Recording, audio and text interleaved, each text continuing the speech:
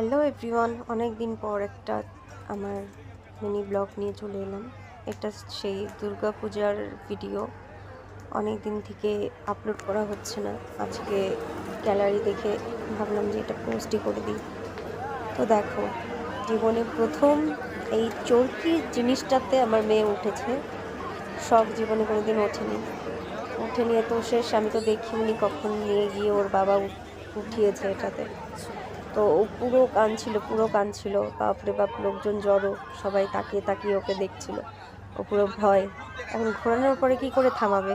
দেখতে পারবে, দেখো, খেয়াল করো, এই যখন আসতে হবে তখনই দেখতে পারবে, নাহলে দেখতে পারবে না। কিন্তু আমি তো খুঁজে খুঁজে দেখছি। মেয়েটা মাঝখান থেকে এত কথা বলে না, যখন আমি ভয়েস দিচ্ছি তখন ওর কথা বলতে লাগে।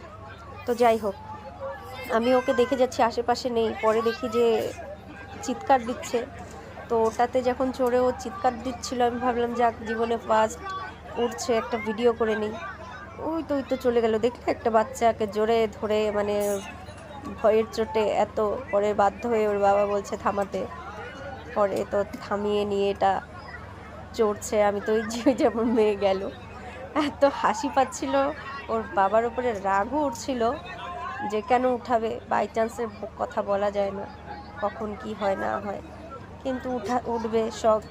তো বাবা যেহেতু সাথে, মেয়েও উঠে গেছে, উঠে গিয়ে জীবনের ঝাল মিটিয়ে নিয়েছে।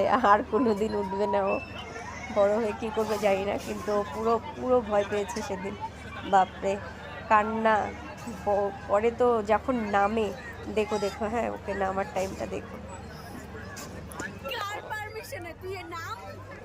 ওই দেখো আবার ঘুরে গেছে। আরও চিৎকারগুলো যেহেতু শোনা যাচ্ছে না, ওখানে ছিলাম আমরা, শুনতে পাচ্ছিলাম।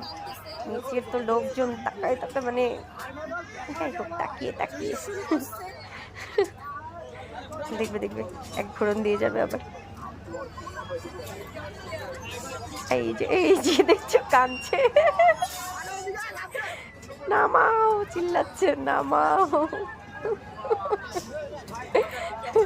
আমার হাসিও পাচ্ছিল, কষ্টও লাগছিল।